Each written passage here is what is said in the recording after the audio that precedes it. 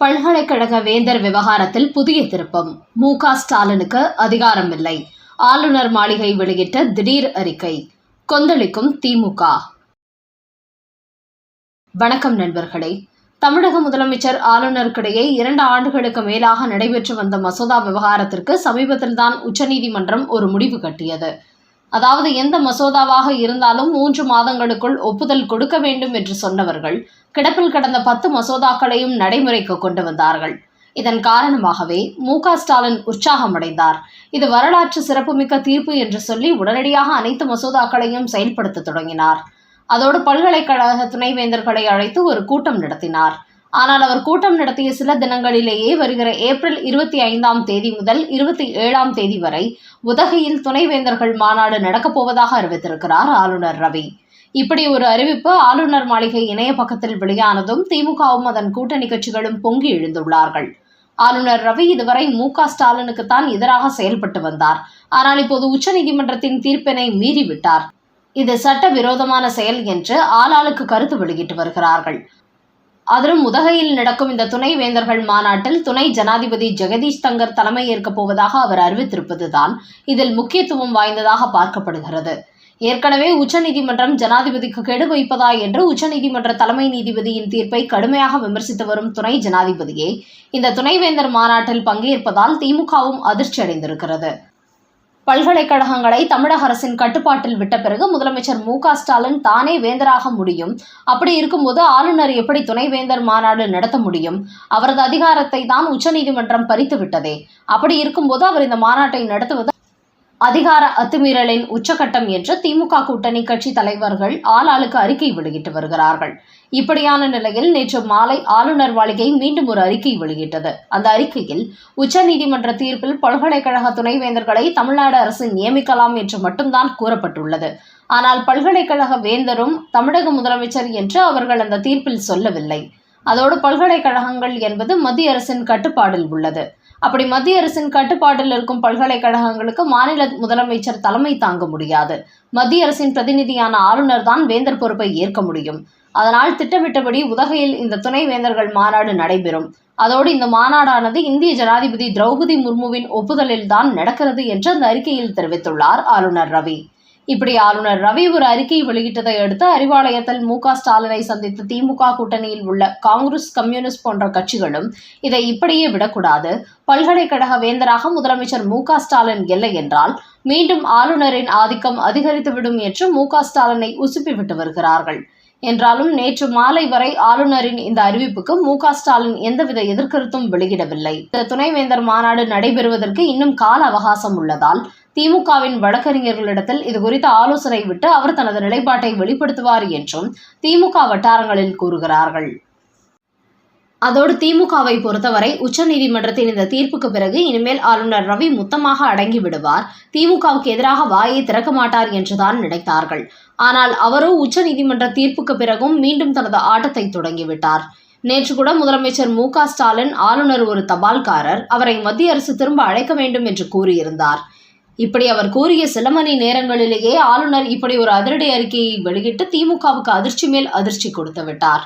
அதனால் இந்த விவகாரத்தில் அடுத்தடுத்து என்ன ட்விஸ்ட் நடக்கப் போகிறது என்பதை பொறுத்திருந்து பார்ப்போம்.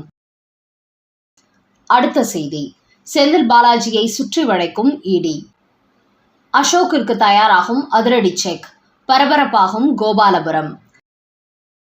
திமுக அமைச்சரவையில் உள்ள மொத்த அமைச்சர்களில் செந்தில் பாலாஜிக்கு மட்டும் அதிக முன்னுரிமை கொடுக்கிறார் மு.க. ஸ்டாலின். அந்த அளவுக்கு டாஸ்மாக் துறையில் செய்யப்படும் ஊழலில் பெரும் பங்கு திமுக குடும்பத்துக்கு போய் கொண்டிருக்கிறது. அதன் காரணமாகவே செந்தில் பாலாஜி தான் நமக்கான அமைச்சர் என்று சொல்லி அவருக்கு கூடுதல் முக்கியத்துவம் கொடுத்து வருகிறார் ஸ்டாலின்.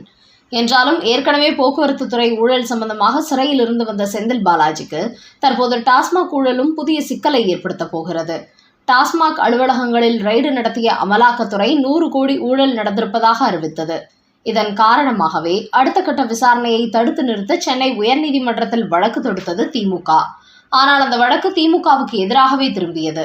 இதன் காரணமாக உச்சநீதிமன்றத்திற்கு ஓடிய மு.க. ஸ்டாலினுக்கு அங்கேயும் அதிர்ச்சி கொடுக்கும் வகையில் சென்னை உயர்நீதிமன்றத்திலேயே விசாரித்துக் கொள்ளுங்கள் என்று திருப்பி அனுப்பினார்கள். அதனால் எப்போது வேண்டுமானாலும் டாஸ்மாக் ஊழலை அமலாக்கத்துறை விசாரிக்கும் சூழல் நிலவிக் கொண்டிருக்கிறது.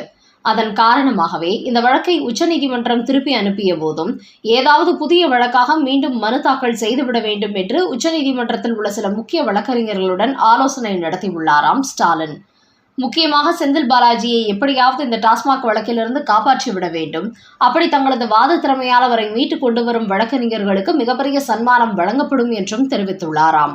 அதனால் அடுத்தபடியாக ஒரு புதிய விவகாரத்துடன் இந்த வழக்கை உச்சநீதிமன்றத்தில் தாக்கல் செய்து அதை சென்னை உயர்நீதிமன்றத்திலிருந்து உச்சநீதிமன்றத்திற்கு திருப்ப வேண்டும் என்றும் அந்த சீனியர் வழக்கறிஞர்களிடத்தில் மு.க.ஸ்டாலின் கோரிக்கை வைத்துள்ளாராம். அதன் காரணமாகவே தற்போது திமுகவின் வழக்கறிஞர்கள் டெல்லியில் முகாமிட்டு செந்தில் பாலாஜி வழக்கை எப்படி சென்னை உயர்நீதிமன்றத்திலிருந்து உச்சநீதிமன்றத்திற்கு திருப்பலாம் என்கிற ஆலோசனையில் ஈடுபட்டு வருகிறார்களாம். ஆனால் திமுக தரப்பு இப்படி திட்டம் தீட்டிக் கொண்டிருக்க அமலாக்கத்துறையோ இனிமேலும் டாஸ்மாக் விவகாரத்தை கிடப்பில் போடவிடக்கூடாது, கூடிய சீக்கிரமே விசாரணையை ஆரம்பிக்க வேண்டும் என்று 2 முக்கிய டாஸ்மாக் மேல்தட்டு அதிகாரிகளை இந்த விவகாரத்தில் முதல்கட்ட விசாரணைக்கு கையில் எடுப்பதாகவும் கூறப்படுகிறது. அந்த 2 முக்கிய அதிகாரிகளும் திமுகவின் அமைச்சர்களுடன் தொடர்பில் இருந்தவர்கள். இதனால் இவர்களிடத்தில் விசாரணை தொடங்கினால் டாஸ்மாக் ஊழலில் பின்னணியில் இருந்த அத்தனை திமுக புள்ளிகளையும் வெளியில் கொண்டு வந்து விடலாம் என்று அமலாக்கத்துறை திட்டமிட்டு வருகிறதாம். அதன் காரணமாக இன்னும் சில தினங்களில் டாஸ்மாக் துறையில் 100 கோடி ஊழல் நடந்தது சம்பந்தமாக தாங்கள் கைப்பற்றிய அனைத்து ஆதாரங்களையும் சென்னை உயர்நீதிமன்றத்தில் சமர்ப்பிக்கப் போகும் அமலாக்கத்துறை அதையடுத்து உடனடியாக விசாரணையை தொடங்கப் போகிறார்கள். அதனால் இந்த வழக்கை ஏதாவது ஒரு ரூபத்தில் சென்னை உயர்நீதிமன்றத்திலிருந்து உச்சநீதிமன்றத்திற்கு கொண்டு சென்று விட வேண்டும் என்று மு.க.ஸ்டாலின் நினைத்தாலும் அதற்கு இடம் கொடுத்துவிடக் கூடாது என்கிற கோணத்தில் தற்போது அமலாக்கத்துறை விசாரணையை தீவிரமாக முடக்கிவிட தயாராகிவிட்டது. அதன் காரணமாகவே இந்த டாஸ்மாகில் தங்கள் பட்டியல் போட்டு வைத்திருக்கும் அதிகாரிகள் யாரும் வெளியூர்களுக்கு எங்கும் செல்லக்கூடாது என்று தற்போது அமலாக்கத்துறை ஒரு அவசர செய்தி அனுப்பியுள்ளதாம். அதனால் தலைமறைவாக இருந்த சில டாஸ்மாக் அதிகாரிகள் வேறு வழியில்லாமல் தற்போது சென்னை திரும்பிக் கொண்டிருப்பதாகவும் கூறுகிறார்கள். அந்த அளவுக்கு டாஸ்மாக் ஊழல் திமுகவை ஒரு ஆட்டாமல் விடாது என்பது தெரிய வந்திருக்கிறது. அதோடு செந்தில் பாலாஜியின் தம்பி அசோக் குமார் வெளியில் வந்துவிட்டதால் அவரிடத்திலும் அடுத்த கட்டமாக டாஸ்மாக் ஊழல் குறித்து அமலாக்கத்துறை விசாரணை நடத்தப் போகிறது. குறிப்பாக கரூர் கம்பெனியை வழிநடத்தியவர் என்பதோடு திமுக புள்ளிகளின் தொடர்பில் அவரும் இருந்துள்ளார். போலி மதுபான பார்கள் விவகாரத்தில் அவருக்கும் திமுக குடும்பத்திற்கும் தொடர்பு இருந்துள்ளது என்பதனால் செந்தில் பாலாஜியின் தம்பியும் விசாரணை வளையத்துக்குள் கொண்டு வரப்பட இருக்கிறார். அதனால் டாஸ்மாக் ஊழல் சம்பந்தப்பட்ட ஒட்டுமொத்த திமுக புள்ளிகளும் அடுத்தடுத்த அமலாக்கத்துறையின் பிடிக்குள் கொண்டு வரப்படுவார்கள் என்கிற தகவல்களும் வெளியாகியுள்ளன. அதனால் என்ன ட்விஸ்ட் அடித்து இந்த வழக்கை வேறு நீதிமன்றத்துக்கு திசை திருப்பிவிடலாம் என்று மு.க.ஸ்டாலின் திட்டம் போட்டாலும் அதற்கு அமலாக்கத்துறை இனிமேல் இடம் கொடுக்க மாட்டார்கள் என்பதும் தெரிய வந்துள்ளது. நண்பர்களே, உச்சநீதிமன்றத்தின் தீர்ப்புக்கு பிறகு முதலமைச்சர் மு.க.ஸ்டாலினை பல்கலைக்கழகங்களில் வேந்தர் ஆகிவிட்டதாக திமுகவினர் பரபரப்பு ஏற்படுத்தி வந்த நிலையில் தற்போது நானே பல்கலைக்கழகங்களின் வேந்தர் என்று சொல்லி ஆளுநர் ரவி உதகையில் துணைவேந்தர் மாநாடு நடத்துவதாக அறிவித்து திமுகவுக்கு பலத்த அதிர்ச்சி கொடுத்திருப்பது மற்றும் டாஸ்மாக் ஊழல் வழக்கை எப்படியேனும் திசை திருப்ப வேண்டும் என்று மு.க.ஸ்டாலின் திட்டமிட்டு வரும் நிலையில் போக்குவரத்து துறை ஊழல் சம்பந்தமாக நீதிமன்றத்தில் ஆஜராகியிருக்கும் செந்தில் பாலாஜியின் தம்பி அசோக்குமாரையும் இந்த டாஸ்மாக் ஊழல் விவகாரத்தில் அடுத்த கட்டமாக விசாரிக்க அமலாக்கத்துறை புதிய பிளான் போட்டு வருவது குறித்த உங்களோட கருத்துக்களை கமெண்ட் பாக்ஸில் பதிவிடவும். நன்றி, வணக்கம்.